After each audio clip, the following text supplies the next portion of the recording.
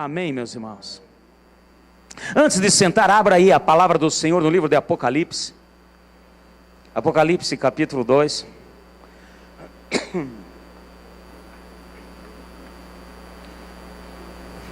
Os adolescentes estão estudando o livro de Apocalipse. Diz que foi bênção hoje, fiquei sabendo, na escola bíblica.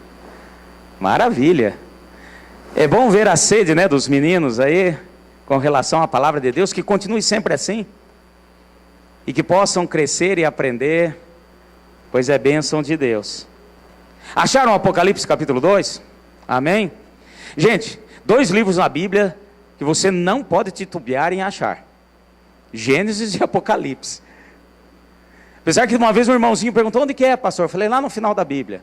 Ele falou: mas aqui só tem mapa. Eu falei: você foi muito para o final. Apocalipse capítulo 2. Ao anjo da igreja de Éfeso escreve: isso diz aquele que tem na mão direita as 7 estrelas e anda no meio dos 7 candeeiros de ouro. Conheço as tuas obras e o teu trabalho e a tua perseverança, e não podes suportar os maus, e que pusesse à prova os que dizem apóstolos e não o são, e o achaste mentirosos. Tem perseverança, e por causa do meu nome sofreste, e não desfaleceste. Tenho, porém, contra ti, que deixaste o teu primeiro amor. Lembra-te de onde caíste, arrepende-te e pratica as primeiras obras. Se não te arrependeres, brevemente virei a ti e removerei do seu lugar o teu candeeiro, se não te arrependeres. Amém? Até aqui, pode tomar o seu lugar. Em nome de Jesus.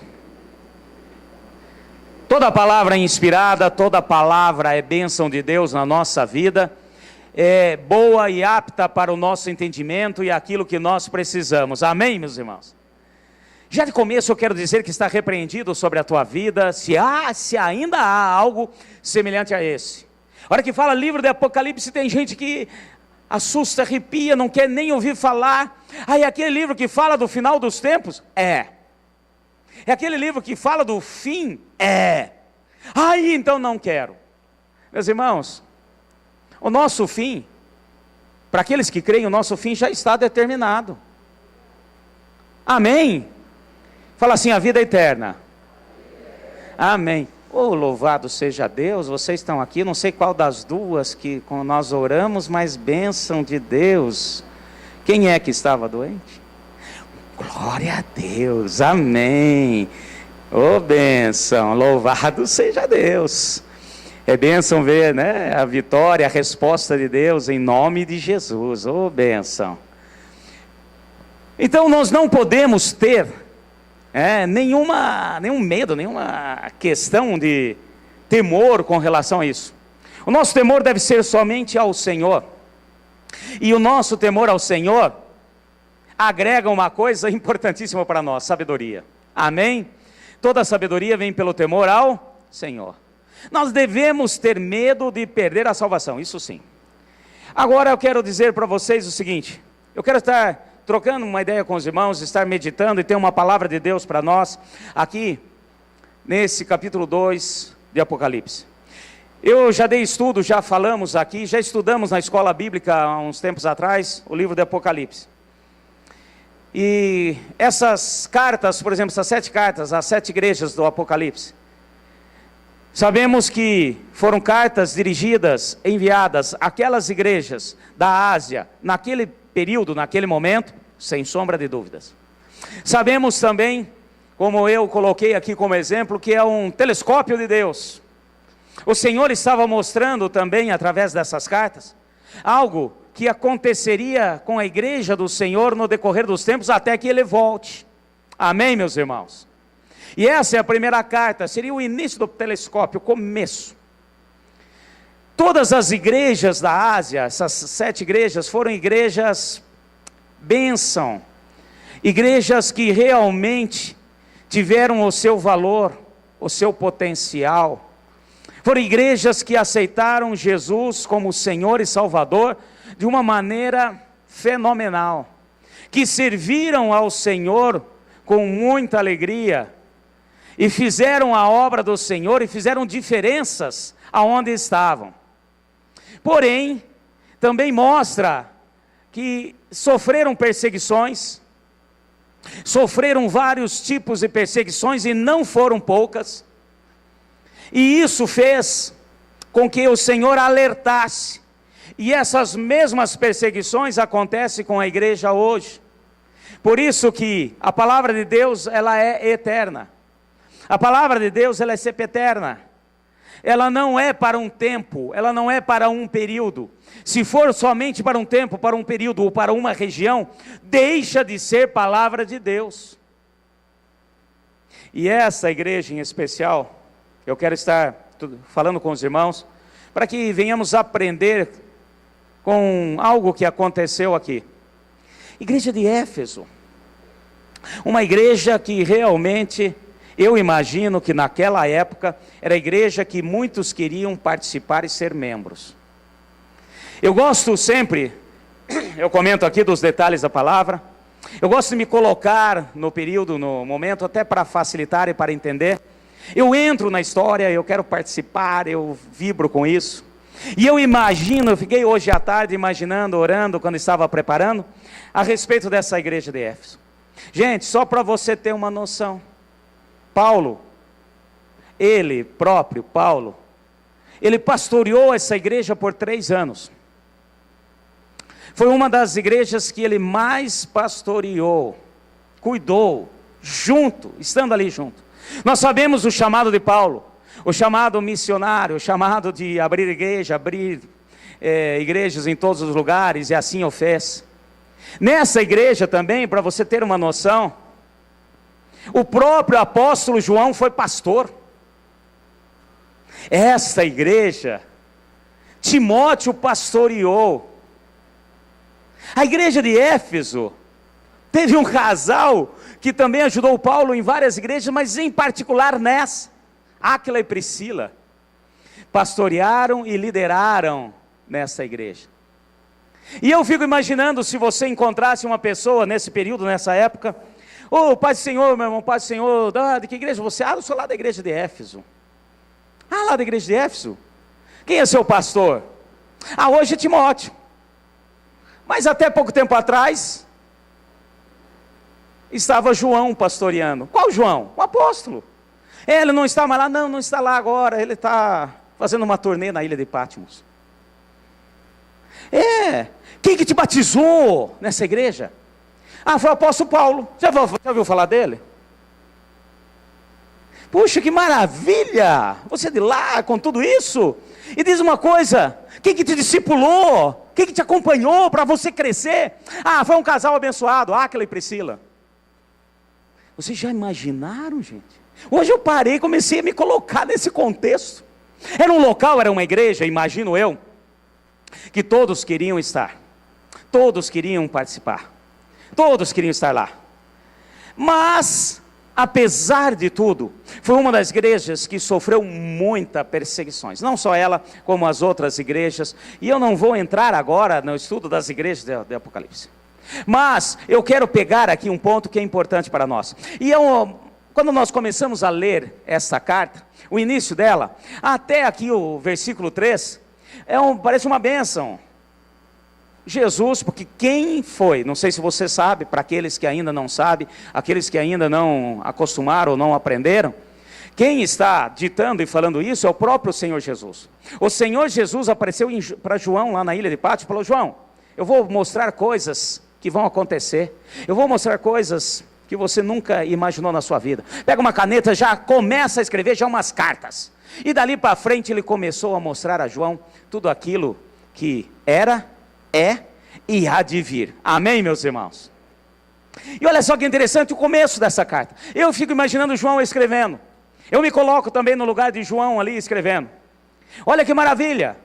João fala assim: poxa vida, essa é a minha igreja, pastoreei lá, que maravilha. Olha o começo. O anjo da igreja de Éfeso, a hora que fala anjo da igreja também, para aqueles que não sabem, é o pastor, tá? O anjo da igreja quer dizer o pastor da igreja, aquele que está cuidando da igreja. Era um termo usado, o anjo da igreja de tal lugar, o pastor, aquele que está à frente, aquele que está cuidando, aquele que está com a responsabilidade de ensinar. Então ele começa e diz, olha, escreve aí ao anjo da igreja de Éfeso. Isso diz aquele que tem na mão direita as 7 estrelas e anda no meio dos 7 candeeiros de ouro. Conheço as tuas obras e o teu trabalho e a tua perseverança, que não pode suportar os maus, e que pusesse à prova os que se dizem apóstolos e não o são, e achasses mentirosos. Tens perseverança, por causa do meu nome sofrestes e não desfalecesse. Eu imagino João escrevendo, eu me coloco no lugar de João, eu me coloco, se eu estivesse lá na ilha de Patmos, Jesus falando comigo assim, ó, escreve para a igreja de Franca. Ai, que maravilha, vai começar justo com essa. Eu já ia virar, olha, eu fui pastor lá, o senhor lembra? Lembro sim, começa a escrever aí. Olha, conheço suas obras, não desfalecesse, sofreram perseguições, manteram, conheço cada uma das suas obras, o que vocês fizeram. Eu imagino ali, eu escrevendo assim, eu falava, dava umas pausas entre um versículo e outro. Eu fui pastor lá, viu, Senhor? Oh, que maravilha, que igreja abençoada. Oh. Porém, contudo, entretanto, a hora que chega aqui no versículo 4, a coisa muda, a história muda. E isso é importante para nós hoje. E é esse ponto que eu quero estar compartilhando com os irmãos, principalmente hoje, dia de ceia, dia de celebrarmos aqui a festa do amor. E eu quero então falar com vocês, olha só, de repente, nesse versículo 4, Jesus ditando, falando a João, tenho porém contra ti, que deixasse o teu primeiro amor. Eu imagino que a partir daqui, João já começa a falar, não é possível. Eu saí de lá, estava tudo organizadinho. E eu, friso o meu, tá gente, não está escrito aqui. Se eu me colocasse no lugar, eu começaria, como eu disse para vocês ali, né? Falando, puxa vida, que maravilha, eu fui pastor dessa igreja. A hora que falasse isso, ó, se deixaram, não foi na minha gestão. Se deixaram, olha, não sei a responsabilidade de quem. E agora eu quero dizer para vocês, meus irmãos, esse ponto é primordial. Esse ponto é muito importante para nós hoje, como igreja. E eu quero que hoje a gente venha meditar e deixar o Espírito tratar sobre as nossas vidas. Eu quero que hoje realmente possamos entender o princípio de Deus e não deixarmos esfriar o amor de Deus nas nossas vidas. Amém, meus irmãos? Jesus está falando aqui algo semelhante a isso. Olha, tudo bem, ótimo, maravilha, eles fizeram muito pela minha obra, mas eu quero dizer o seguinte, eles continuam fazendo, mas, porém, agora não tem mais o amor, não tem o primeiro amor, não tem aquilo que eu espero. E esse ponto é muito importante. Não podemos deixar esfriar o amor de Deus sobre nós. Se eu subo para pregar, eu não venho fazer, isso tem que ser com todos. Não estou falando de mim. Eu não venho fazer simplesmente para aparecer, mas eu faço porque eu amo a Deus. Eu amo a Jesus. Eu amo pelo que Ele fez por mim. Eu quero que mais vidas venham ser salvas. Se eu subo para tocar, para cantar, eu faço não para aparecer, mas eu faço porque eu amo a Jesus. Eu amo a Ele, amém, meus irmãos?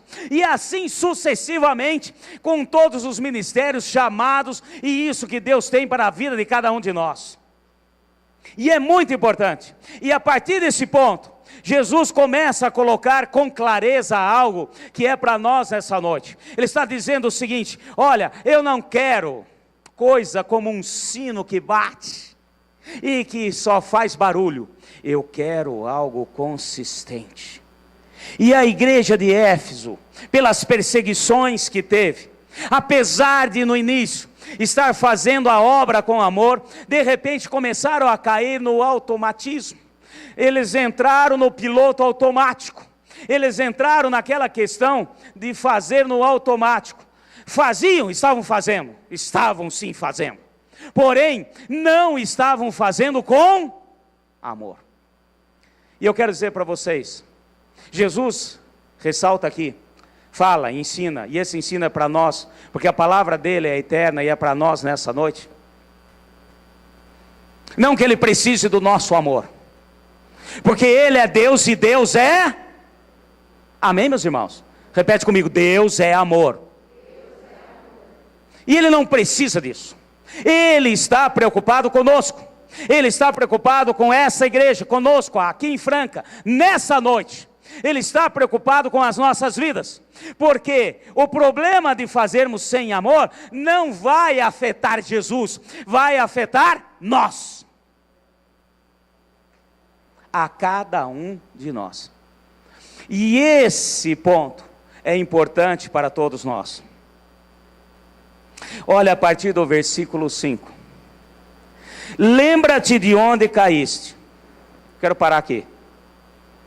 Uma igreja, apesar de estar fazendo muito, a igreja de Éfeso, apesar dela continuar fazendo, ela era uma igreja caída. Ela tinha caído. Apesar de continuar com seus ministérios, apesar de continuar com as suas obras, apesar de continuar fazendo isso e aquilo, era uma igreja que estava caída. Era uma igreja que não estava usufruindo da bênção de Deus. Haja vista que não sobrou nada.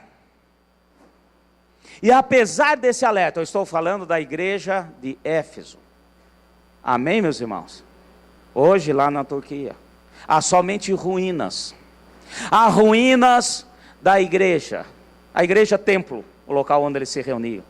Há ruínas do local onde era a cidade antiga de Éfeso.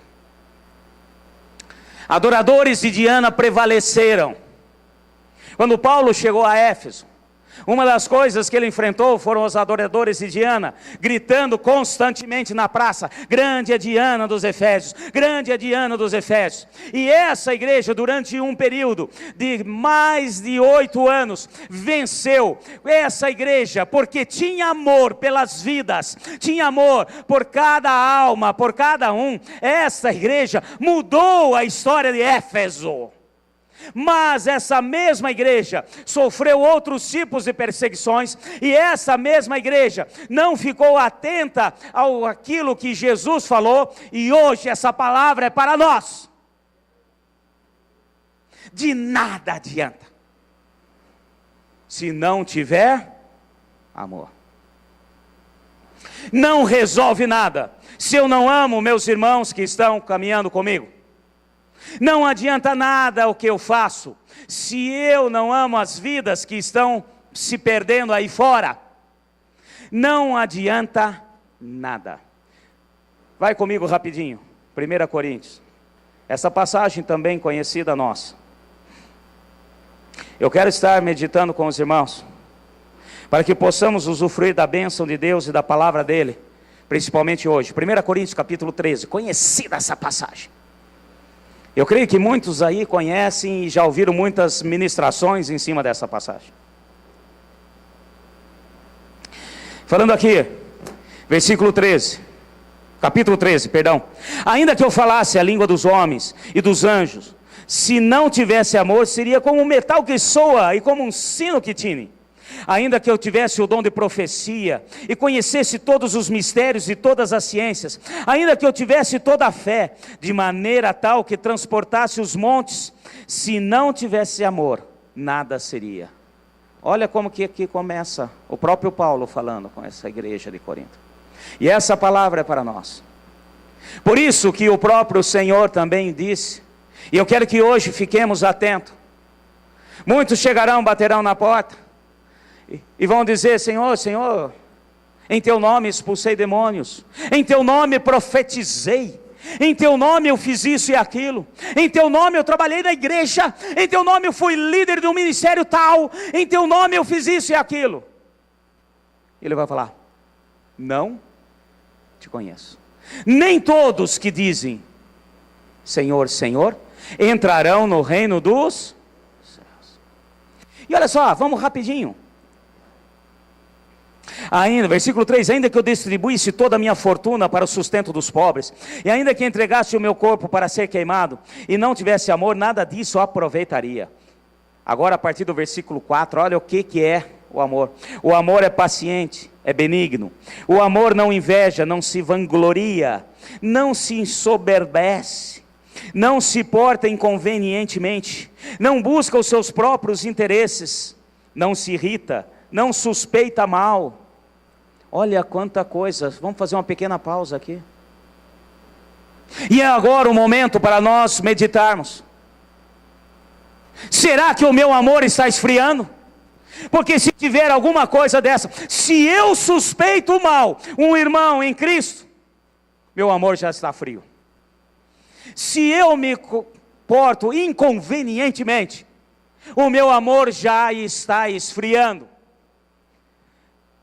Se eu quero me vangloriar, se eu estou aguardando glórias de homens, se eu estou esperando ser reconhecido pelos homens e não pelo Senhor, meu amor está esfriando. Se eu não consigo enfrentar os problemas que aparecem, e qualquer coisinha, eu vou sair, eu vou embora, eu vou isso ou aquilo, o meu amor está esfriando. Continuando. O amor não se alegra com a injustiça, mas regozija-se com a verdade. E eu quero fazer um parêntese aqui. Não se alegra com a injustiça, não é querer fazer justiça própria, é regozijar-se com a verdade. A verdade prevalece. O amor faz isso. E se eu não tenho isso, se eu sempre me coloco de uma maneira de injustiçado, e esqueço que o meu Deus é Jeová Tzidkenu, Ele é a minha justiça, e Ele sempre vai fazer a meu favor, o meu amor está esfriando. Versículo 7. Tudo sofre, tudo crê, tudo espera, tudo suporta. Amém, meus irmãos? Aqui sem comentário. Passar por momentos de sofrimento, ter que suportar por amor, isso faz parte de uma igreja sadia, de uma igreja que reconhece Jesus como Senhor, e é isso que Ele aguarda de nós e espera de nós. E aqui no final você sabe disso, o amor nunca falha. Fala assim comigo, o amor nunca falha. E eu volto a dizer, Jesus não está, quando Ele fala aqui, a questão de deixar o amor, quando nós não estamos agindo de maneira coerente com os nossos irmãos, hoje em dia o amor tem se esfriado, e essa palavra também foi dita pelo próprio Senhor Jesus, que nos últimos dias a iniquidade tomaria conta, e o amor de muitos se esfriaria. Por isso que essa palavra é importante para nós hoje. A iniquidade, o que é iniquidade, pastor? Iniquidade é quando o pecado vai entrando sorrateiramente. O inimigo ele sabe como agir. E nós aqui, como filhos do Senhor, você sabe o que é certo, o que é errado. Você sabe sim, e nós sabemos, mesmo aqueles que estão ali fora, muitas vezes têm noção do que é certo, do que é errado, pela própria criação, porque nós fomos criados por Deus. Apesar da natureza pecaminosa do homem, a iniquidade é algo que faz esfriar o amor. E hoje o Senhor nos chama a atenção, e é momento de nós pensarmos, analisarmos. Estamos nesse período, de próximo aos finais dos tempos, onde o amor de muitos, quase todos, se esfriaria, devido à iniquidade. Eu já falei aqui, e volto a dizer, vamos relembrar essa questão da iniquidade. Pecado é pecado, ponto final. Amém, meus irmãos? Fala comigo, pecado é pecado. E nós queremos muitas vezes selecionar, isso é pecado, isso não é pecado. A palavra é uma só, e eu não vou entrar agora também em estudo de pecado. Mas pecado é pecado, sempre foi pecado e sempre vai ser pecado.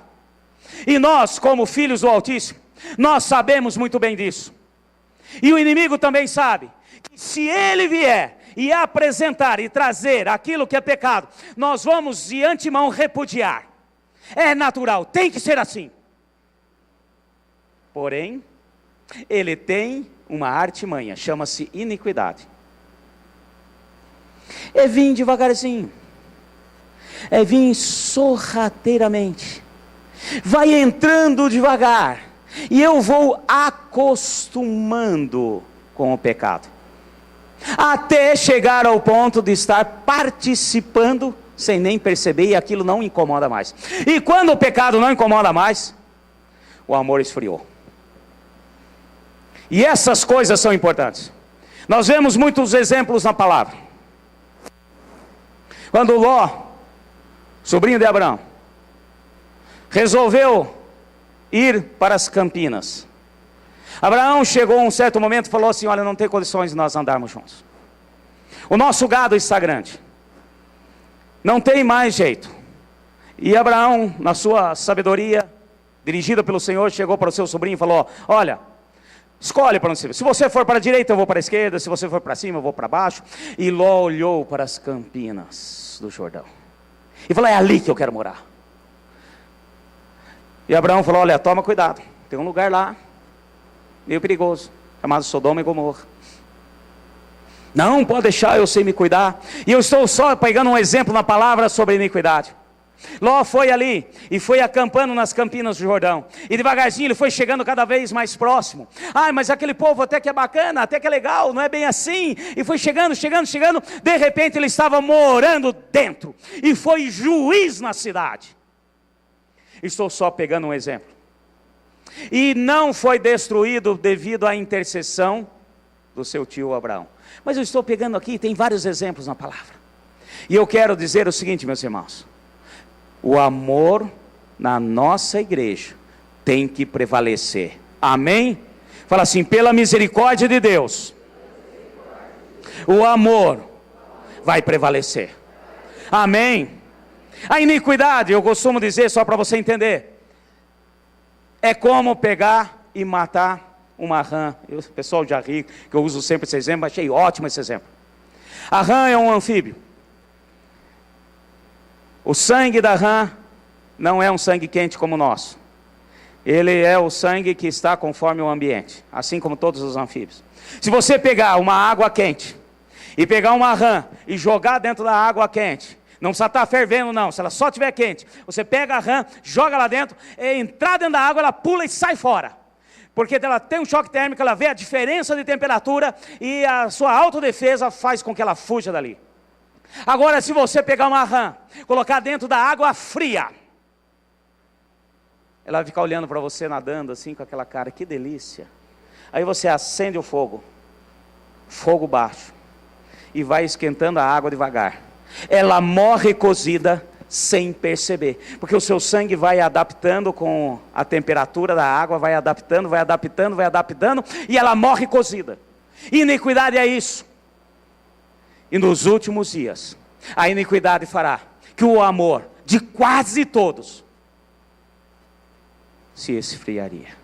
E eu quero declarar, meus irmãos, que nós seremos uma igreja que teremos o amor de Deus, pela misericórdia e pelo agir do Senhor nas nossas vidas. Você crê nisso? Aproveita, vira para o seu irmão que está ao seu lado, dá uma olhadinha na cara dele e fala assim: eu te amo. Tem gente aí rindo. Vira para quem está fora de um lado direito, do lado esquerdo, para não fazer acepção de pessoas, para depois não entrar com processo.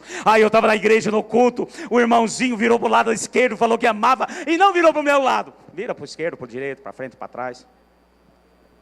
Amor ágape, não é amor filos, não é amor eros. Toda a fonte de amor é de Deus, mas o que o Senhor aguarda de nós é amor ágape. É amor de Deus, um amor sobrenatural, um amor que vai, quebra barreiras, faz, um amor com que não possamos nem entender determinadas coisas e o agir, porque Deus é amor. Agora, só para a gente entender o alerta de Jesus, que esse alerta é para nós hoje. No versículo 5, eu falei aqui no início, na parte A, Lembra de onde caísse. Jesus está falando, lembra de onde vocês começaram a esfriar no amor. Volta, retrocede. Arrepende-te. Fala assim comigo, arrependimento. É isso que o Senhor espera de nós, pela nossa falta de amor. Não adianta justificar. O Senhor não quer justificativa não, nem minha, nem sua, nem de ninguém. Tem muita gente querendo já justificar. Sabe o que é, pastor? O meu amor está meio fraco por causa disso, por causa daquilo. É que o seguinte, eu estou com muita dor no pé. É que eu estive doente esses dias. É que eu falei, não existe justificativa. E o Senhor não quer nenhuma justificativa. Não há justificativa para nada disso. O Senhor simplesmente aguarda de nós o seguinte, arrependimento. Retornar, voltar, amar. Entender o princípio do Senhor. Vocês estão acordados? Amém. Por quê? Olha só que interessante. A parte B desse versículo. Se não te arrependeres, brevemente virei a ti e removerei do seu lugar o teu candeeiro. Se não te arrependeres. Ele usa inclusive de redundância. Ele fala, se não se arrepender, eu vou remover o candeeiro. E lá no final ele fala, se não se arrepender. Se não se arrepender do quê? De voltar às práticas do amor. Meus irmãos, hoje em dia nós estamos sendo muito contaminados. Hoje em dia qualquer coisinha no meio da igreja é motivo para eu já virar a cara, isso, aquilo, e fazer isso, e já, pronto. O espírito de fofoca, de maledicência, que muitas vezes está correndo aí nas redes sociais, você nem sabe se é verdade, se não é verdade, porque ouviu isso... Falaram isso ou aquilo, desse ou daquele, pronto, já é motivo para esfriar no amor, acabar. O amor tudo pode, o amor tudo suporta, o amor tudo crê. Amém, meus irmãos? Eu creio no que Deus tem na sua vida, não por você, mas pelo sangue precioso que foi derramado em seu favor. E eu creio nisso, ponto final. E hoje em dia é muito fácil, a gente ouve, lá fora, a gente não vê coisas que acontecem aqui dentro. Primeiro que nem tudo que estão dizendo pode ser verdade, primeiro ponto. Segundo ponto, aqui dentro, às vezes acontece e acontece mesmo. E não quer dizer que lá fora não aconteça, não se engane. A questão aqui é que tem candeeiro, onde tem candeeiro tem luz, onde tem luz, tudo fica nítido, fica aberto, aparece, lá fora é escondido. Não se iluda. Mas lá fora o povo é bom, vai saber o cara do mundo, ele dá uma gracinha. Meu irmão, simplesmente está escondido, oculto. Porque só há um caminho, não existe outro. E Jesus falou, eu sou o caminho, a verdade e a vida. E ninguém vai ao Pai senão... E não adianta você se iludir. Esqueça aquele ditado. Tem muitos ditados populares interessantes e bons que se aplicam, mas nem todos se aplicam na nossa vida. Todos os caminhos levam a Deus. Engano seu. Entre em algum caminho aí, você vai ver onde você vai parar. Vai esquentando, não tem mais de voltar. Só há um caminho. E aqui ele está falando, olha, se vocês não se arrependerem, e essa palavra é para nós, e eu estou contido toda essa palavra, amém, meus irmãos? Não estou fora. O ouvido mais próximo da minha boca é o meu. E eu quero dizer o seguinte, essa palavra é para nós hoje, igreja, aqui de Franca. Olha, se não houver mudança, arrependimento, se não houver amor, de nada adianta. E olha, é hipocrisia você querer participar disso aqui, e celebrar, pegar do cálice, pegar do pão, e falar bonito, e isso e aquilo, se você não ama. Se você não ama o seu irmão que está ao seu lado, que você vê, você não ama a Deus que não... O arrependimento o Senhor aguarda de nós, com relação ao amor, com relação à nossa posição. Senão vai tirar o candeeiro. O que é tirar o candeeiro? Meu irmão, é muito sério. Tirar o candeeiro é tirar o testemunho. Tirar o candeeiro é tirar o testemunho. Se não houver a luz do Senhor, o candeeiro, na nossa vida, não tem testemunho. Por isso que muitos fazem, como estava acontecendo em Éfeso. Eu faço, porém não tem testemunho nenhum. Eu faço, por mais bonito que seja. Não adianta você distribuir sopa para os pobres, e isso e aquilo, por mais que você faça bonito, se não tiver amor, não há testemunho. Nós devemos dar testemunho. E tirar o candeeiro é muito sério. E preste atenção nesse alerta do Senhor para nós. Preste muita atenção. Porque esse alerta é para nós, igreja, hoje, aqui. Se você está aqui, é para você essa palavra, é para mim, é para nós. Olha, se não houver arrependimento, se não houver mudança, se não houver uma mudança de atitude com relação ao amor, e isso vem do Senhor, é o Espírito Santo que nos capacita. Amém, meus irmãos? Não vai refletir, não haverá testemunho. Você pode fazer o que você quiser, você pode achar que você está abafando, você pode cantar bonito, você pode ter o ministério mais lindo e maravilhoso sobre a face da terra, você pode fazer bonito para os homens, mas não vai refletir, porque não tem o candeeiro. Livro de Atos, para nós encerrarmos. Capítulo 1. Para você entender esse princípio. Para você entender que quando Jesus está falando, quando Ele está alertando do amor para com Ele, do amor para com os irmãos, o amor que deve perpetuar na igreja, Ele não está preocupado com Ele. Ele é Deus, Ele é amor, Ele é o próprio amor. Mas Ele está preocupado conosco. Capítulo 1, versículo 8. Mas recebereis poder, ao descer sobre vós o Espírito Santo, e sereis minhas, tanto em Jerusalém, como na Judéia, Samaria, até os confins da terra. Por que que nós estamos na terra hoje? Por que que quando nós não aceitamos Jesus, o Senhor já não faz assim, ó, flop, nos arrebata? Seria bom demais. Aceitei Jesus, maravilha, tal, Ele já me arrebata, já estou lá, guardando o resto dos irmãos na eternidade. Por quê? Porque nós temos o poder de Deus, pelo Espírito Santo, sobre as nossas vidas, para sermos testemunhas. Para quê? Para que outros venham ser salvos, libertos e abençoados. E o que aconteceu na igreja de Éfeso?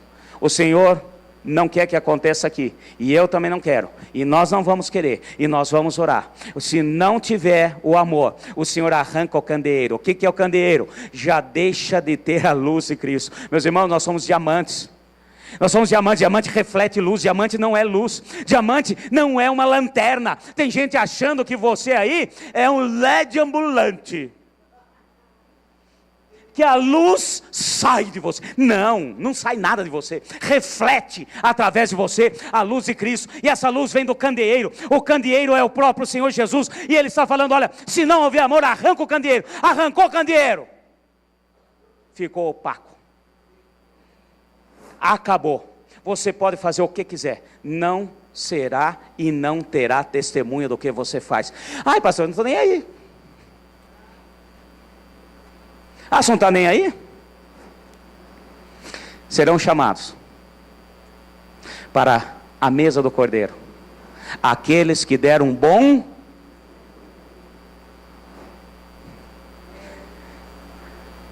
Então esse alerta do Senhor Jesus é para nós hoje. Muitas coisas que às vezes nós fazemos, não estou nem aí. A vida é minha. Eu sou dono do próprio nariz. Não, você não é dono de nada. Tudo entregarei ao Senhor. Amém, meus irmãos? Se Ele é Senhor, Ele é dono. Quem é dono é o Senhor. Esse nariz que está aí na tua cara, não é seu, é do Senhor.